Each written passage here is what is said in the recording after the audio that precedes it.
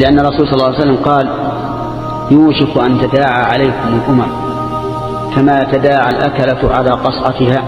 قالوا أمن قلة يا رسول الله؟ قال أنتم يومئذ كثير ولكنكم غثاء كغثاء السيل. وصدق الرسول والله إننا اليوم غثاء كغثاء السيل، وإلا كيف يطيب لنا منام أو يهنأ لنا أكل وإخواننا تمزق أبصارهم تمزيقا وتنتهك حرماتهم وتحتل ديارهم. أين الإسلام؟